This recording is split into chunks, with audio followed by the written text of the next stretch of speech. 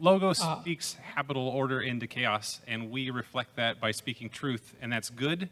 Then when we fail to speak truth, is that evil, and how is it differentiated from the original chaos that was being spoken to? Well, it's definitely, I would say yes, that it's evil, that's the right way of thinking about it. The initial chaos is it's more pluripotential. Like it has the alternatives of going many ways. Like I've dealt with families, say, in my clinical practice who've practiced many generations of deep lies. And so there's a potential there, right, that the lies generated. But it's almost impossible to set it straight. Like once you cast something like that into being, it's much more difficult to turn to the good. It's obvious. You think, oh, this is the day I'm finally going to tell off my boss.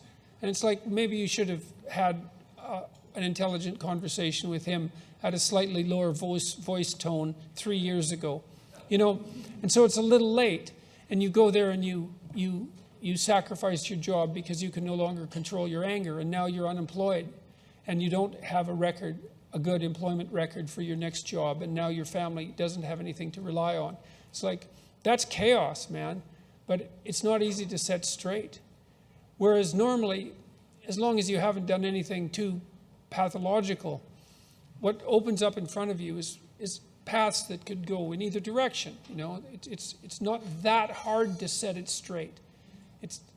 But once you've made the mistake, well, you have to fix the mistake, and then you have to recast the potential. And that's hard. It requires, you have to admit that you did something wrong. You have to have the humility to note that you're the one in error. You have to calculate the strategy for setting it right. You have to implement it, and then you have to decide you're not going to do it again.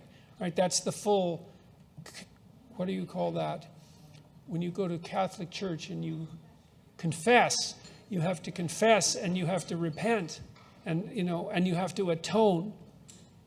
And that's what you do to eradicate evil, is you confess and you repent and you atone. And to atone that's at one, right?